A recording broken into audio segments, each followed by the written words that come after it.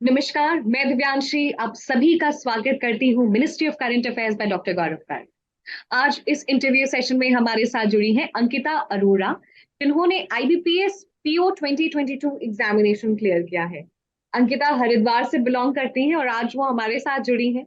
अपनी banking journey से जुड़ी तमाम चीजों को हमारे साथ शेयर करेंगी और जो भी एस्पिरेंट्स के मन में होता है और जब वो एस्पिरेंट से टॉपर के जो रास्ता वो नापते हैं, वो कितना मुश्किलों से, कितना कठिनाइयों से, उसमें कितना it requires a lot of labor and finally when you're on the other side। तो जो भी जर्नी अभी तक अंकिता ने अपनाई है, नापी है, उसको हम जानेंगे।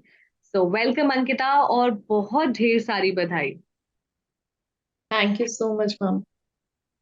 Ankita, we are very glad कि आज आप इस इंटरव्यू सेशन में जुड़ी हैं। और मैं चाहती हूँ थोड़ा सा पहले शुरुआत हम करेंगे, लेकिन अपने बारे में थोड़ा बताएं अंकिता। मैम मेरा नाम अंकिता अरोड़ा, ये तो आपने बता ही दिया है। मैं हरिद्वार से बिलोंग करती हूँ बेसिकली। पर मैं बहुत from 2014 I have been in Delhi, क्योंकि मेरी ग्रेजुएशन दिल्ली से थी। और फिर 2018 में मैंने जब गवर्नमेंट एग्जाम्स की प्रिपरेशन करना शुरू करा था, इन 2017 I started in my final year.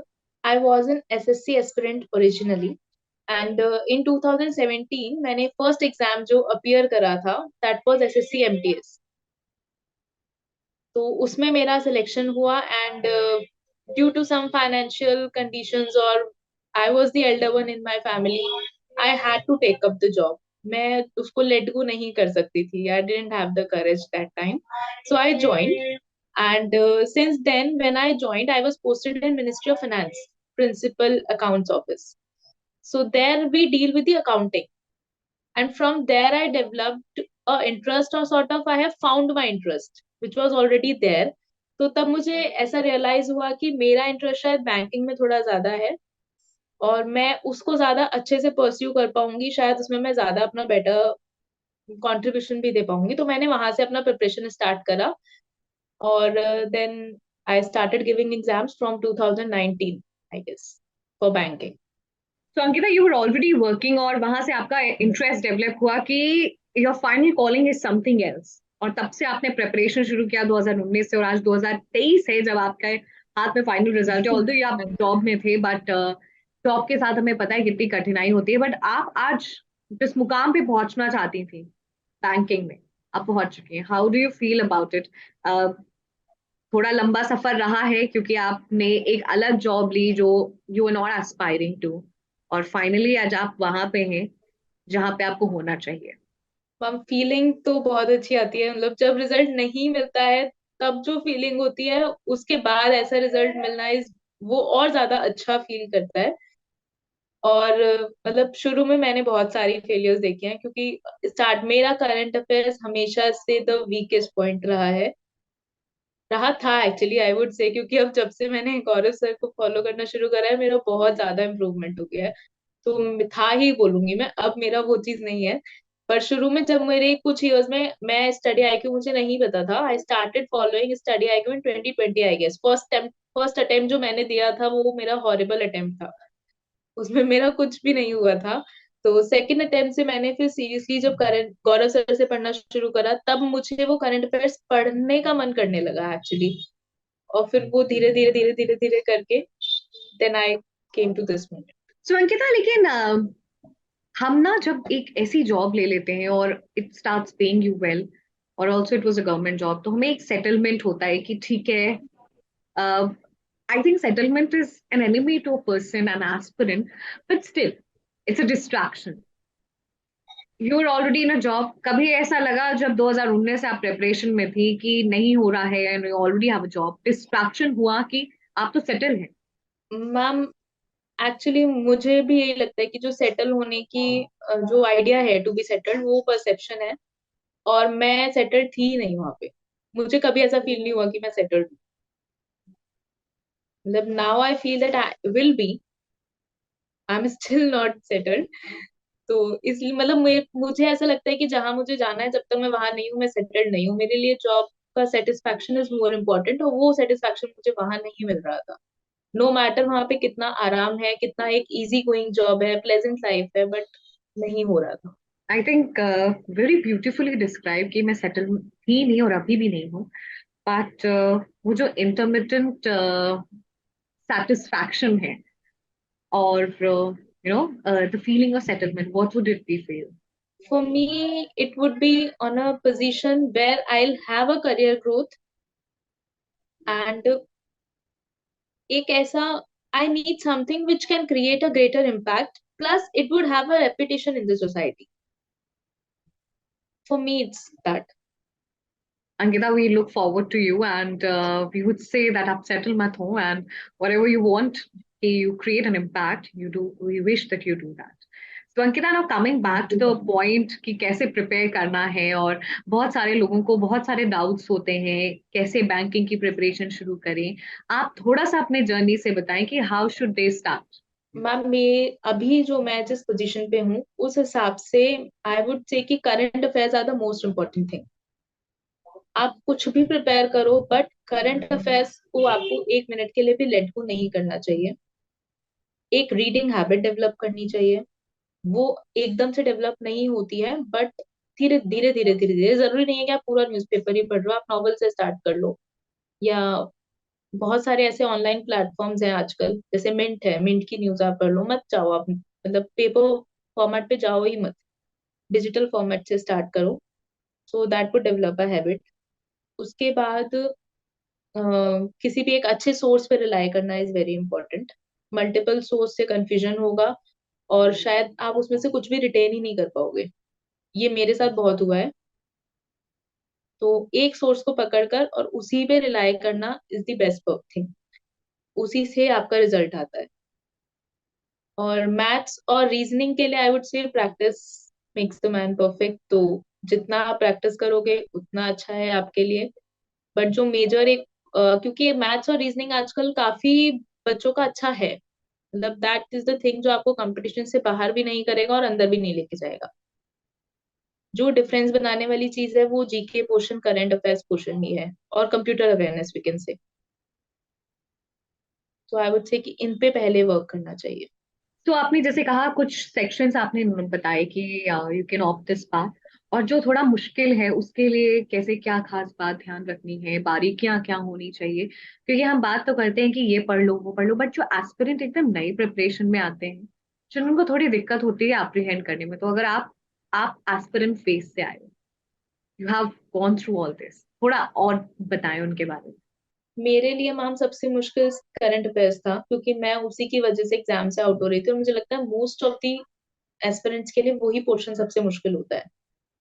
क्योंकि मैथ्स के लिए we have a lot of content और हम प्रैक्टिस करके उसको इम्प्रूव भी कर सकते हैं, रीजनिंग भी हमारी इम्प्रूव हो जाती है। लैंग्वेज भी, लैंग्वेज का एक बैरियर होता है बट उसमें आप थोड़ा सा मेहनत करके आप ले लेते हैं नंबर। पर करंट अफेयर्स एक ऐसी चीज है जो आपका शुरू शुरू में पढ़ने का ही मन नहीं करता है, जो मेरा भी नहीं होता था। तो फॉर दैट आपको एक ऐसा सोच चाहिए होता है। मेरे लिए study IQ was the only thing that help me develop that. क्योंकि जिस तरह से मैंने वहां से पढ़ना शुरू करा है मुझे तभी इंटरेस्ट आया है, अदरवाइज मुझे करंट अफेयर्स पढ़ने में इंटरेस्ट नहीं आता था, जिसकी वजह से मैं पढ़ भी नहीं पाती थी और फिर नंबर भी नहीं आने हैं। वो तो ऑब्वियस सी बात है कि जब आपने मेहनत ही नहीं करी तो नंबर कैसे आएंगे।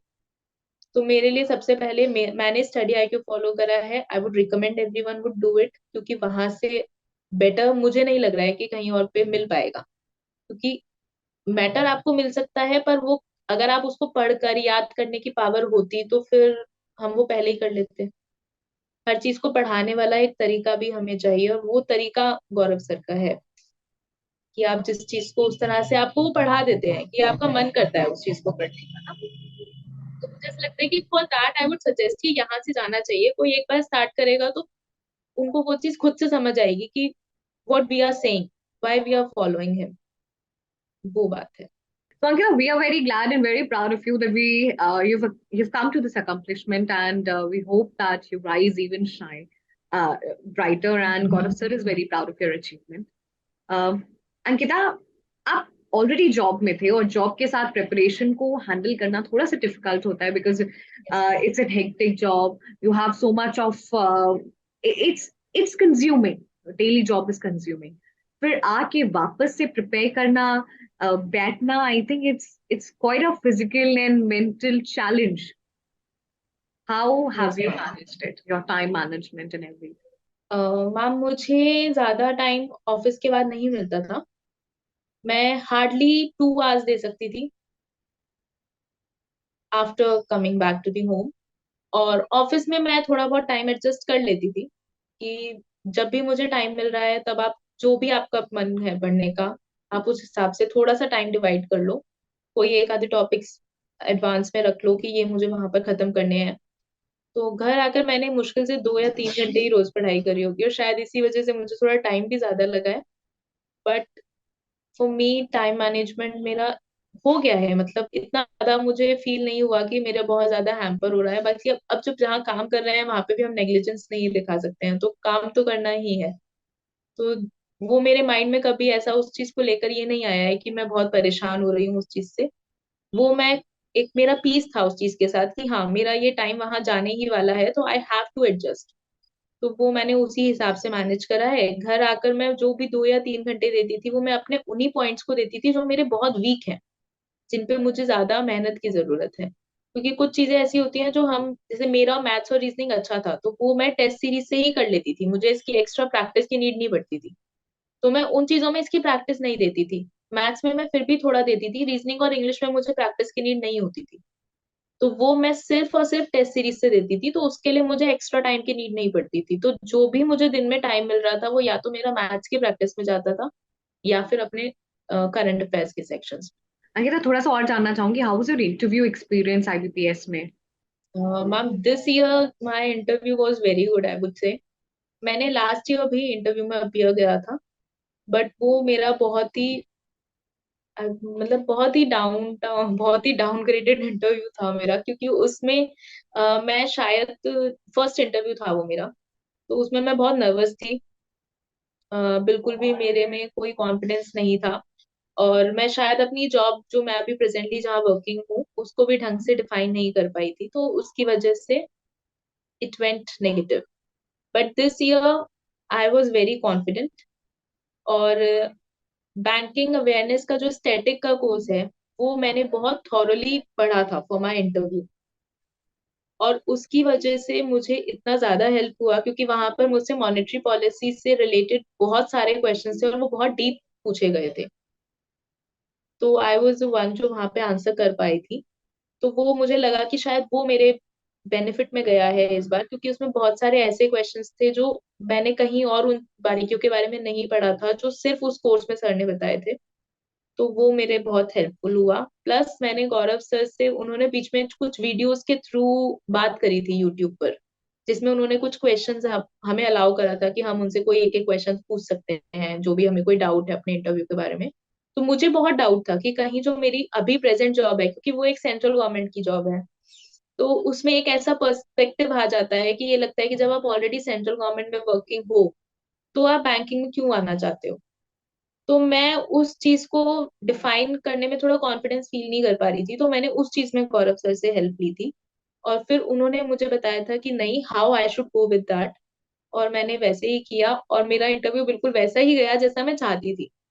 तो ये फर्स्ट इंटरव्यू हुआ जो उस एक क्वेश्चन की वजह से मैं उसको उस डायरेक्शन में ड्राइव कर पाई थी जिसमें मैं जाना चाह रही थी। तो अंकिता, हम कई दैट बार हेल्प मी सुनते हैं अलॉट। कि you can drive your interview, but वो एक ट्रिगर पॉइंट होता है, how to find that space to take exactly. Your interview in that direction that you want. I think that's an art which you develop over time. मैं चाहती हूँ आपने कैसे ये समझा कि मुझे ये समय है, I can drive it towards my direction. वो ट्रिगर पॉइंट कैसे ट्रिगर करना है इंटरव्यू में, उसके बारे में बताएं। सो जब मैंने इंटरव्यू में एंटर करा, तो क्योंकि वहां पर ऑलरेडी नोटिफाइड था कि I am working in MHA, तो मुझे पता था कि मुझे इसी को आगे ड्राइव करके लेके जाना है, क्योंकि जो मेरी सीट है वो directly government business to the SBI को डील करता है। तो मुझे ये था कि मैं यहाँ पर दिखा सकती हूँ कि हाँ I am connected to bank, I have a knowledge. जो काम आपके यहाँ पे भी गवर्नमेंट बिजनेस का हो रहा है वो मैं ऑलरेडी डील कर रही हूँ, तो मैं एक अदर एंड की नॉलेज आपको दे सकती हूँ कि कैसे हम गवर्नमेंट को ही सही बट वो बिजनेस डील करने में कैसे हम उस चीज को हेल्प कर सकते हैं, कैसे उसको और फैसिलिटेट कर सकते हैं, क्योंकि मैं शायद उन प्रॉब्लम से ऑलरेडी डील कर रही थी ऑन दी अदर हैंड जो हो रही हैं। तो मुझे इसी चीज के अकॉर्डिंग उसको ड्राइव करना था। तो इस चीज में मैंने जो जैसे कि मुझे उन्होंने, गौरव सर ने बताया था कि किस तरह से आगे जाना है, किस तरह से अपनी जॉब को प्रेजेंट करना है, उसके बेनिफिट्स बताने हैं, और जो भी एक डायरेक्ट लिंक है उसको ही प्रोजेक्ट करना है इन द इंट्रोडक्शन. तो that I did. When they asked me to introduce myself, तभी मैंने अपनी जॉब को अपने इंट्रोडक्शन में ही इंक्लूड कर कर वो करा, इंट्रोड्यूस करा. और उस टाइम पर जब मैंने जॉब इंट्रोड्यूस करी तो ऑब्वियस था कि सामने से एक वर्क वर्क प्रोफाइल का क्वेश्चन आएगा ही आएगा, और वो आया. लास्ट ईयर मुझसे ये मिस्टेक हुई थी कि शायद मैंने वो वर्क प्रोफाइल ढंग से प्रिपेयर नहीं करी थी, उसको उस तरह से मोल्ड नहीं करा था कि बैंकिंग की उसमें इंपॉर्टेंस समझ आए. But this year I did. मैंने वो वर्क प्रोफाइल पूरी इसी तरह से मोल्ड करी कि वो पूरी बैंकिंग को ही डीलिंग करती हुई थी. तो उसकी वजह से मेरा इंटरव्यू बैंकिंग की एरिया पे शिफ्ट हो गया. और बैंकिंग पे शिफ्ट होते ही दे आस्क मी अबाउट कि व्हाट यू हैव रेड और व्हाट इंटरेस्ट यू, कौन सा एक ऐसा टॉपिक है जो आपको इंटरेस्ट करता है. तो then I went for the topic which I knew कि मुझे अच्छे से आता है. उस टाइम मैंने वो एक अपॉर्चुनिटी छोड़ी नहीं. मैंने ये नहीं बोला कि हाँ मैंने सब पढ़ा है, नहीं बोला मैंने. आई वेंट फॉर द टॉपिक. मैंने बोला कि मैंने आरबीआई मॉनेटरी पॉलिसी बहुत अच्छे से पढ़ा है, और उसी टाइम मॉनेटरी पॉलिसी आई भी थी. 3 या 4 दिन पहले मॉनेटरी पॉलिसी का नए रेट्स आए थे, तो आई न्यू कि ये आने ही वाला है क्वेश्चन, ये वैसे भी डिफॉल्ट आता ही है. तो आई थॉट कि गो फॉर इट. और वो मैं बहुत अच्छे से प्रिपेयर भी करके गई थी, क्योंकि उसमें कुछ बहुत माइन्यूट पॉइंट्स होते हैं, जैसे एसएलआर एमएसएफ क्यों यूज करना चाहिए, रेपो रेट भी है, रिवर्स रेपो भी है, then why we should go for SLR MSF. और ये बहुत डीप पॉइंट्स हैं जो हमें किसी भी बुक में या कहीं नहीं मिलते हैं, हमें ये आरबीआई के साइट पे पढ़ने पड़ेंगे. लेकिन मुझे ये बैंकिंग स्टैटिक अवेयरनेस का जो कोर्स था उसमें मैंने पढ़े थे ये. तो मुझे पता था कि मैंने बहुत डीप स्टडी करा हुआ है, तो I had to take the benefit. तो वो चीज मैंने इस बार करी कि हाँ जो मुझे आता है वो मैं स्ट्रेट फॉरवर्ड होके बोला है मैंने. लास्ट ईयर मैंने ये मिस्टेक करी थी कि मैंने शायद नो इट ऑल बनने के चक्कर में सब कुछ गलत कर दिया. I think very very valuable suggestion, क्योंकि कई बार ऐसा होता है ना कि जो एक्चुअली इंटरव्यू देकर आता है, सक्सेसफुल होता है एग्जामिनेशन में, उनकी बात बहुत अच्छे से सुनते हैं और चाहते हैं इम्बाइब करें. तो बहुत सारे एस्पिरेंट्स आपको सुन रहे हैं, और आपकी इंटरव्यू एक्सपीरियंस से शायद उनको बहुत कुछ समझ में आएगा what actually happens in the examination, what happens in the room. So Ankita, we are towards the end of the session. कुछ फाइनल टिप सजेशन अपने एक्सपीरियंस से जो आपने सीखा हो, और जो एज एन एस्पिरेंट आपको समझ में ना आया हो, दूसरों के एक्सपीरियंस से ना समझ में आया, but when you have already given the examination, खुद के एक्सपीरियंस से 3 महत्वपूर्ण बातें जो सभी एस्पिरेंट्स को जाननी चाहिए. Ma'am as an aspirant I would say कि do not give up. Time लगेगा, बट अगर आप मेहनत कर रहे हो तो हो जाएगा. मतलब, हाँ अगर आप कर ही नहीं रहे हो, आप जितना भी टाइम आपको मिलता है, क्योंकि मुझे भी कम टाइम मिला है, तो मैं ये नहीं कहूंगी कि एक दिन में 6 घंटे निकालो, 7 घंटे निकालो, कोई बात नहीं, आपके पास 2 घंटे हैं आप निकालो. बट कोई बात नहीं, किसी का 1 साल में हो रहा है, आपका 1.5 साल में हो जाएगा, 2 साल में हो जाएगा. Doesn't matter. If you can give time to give it to it, और हो जाएगा. Perseverance is important. Keep doing. और बेटर कोर्सेज पे रिलाई करो. अच्छी क्वालिटी पे जाओ, नॉट ऑन क्वांटिटी. जितना पढ़ो वो रेलेवेंट होना चाहिए. ज्यादा पढ़कर भी कुछ नहीं होता है, क्योंकि रिटेन तो हम उतना ही कर पाएंगे जितनी हमारी कैपेसिटी है. तो it's better to retain more than study more and retain nothing. Thanks a lot, Ankita. It was pleasure to speak to you, and we wish you good health, good luck. Thank you.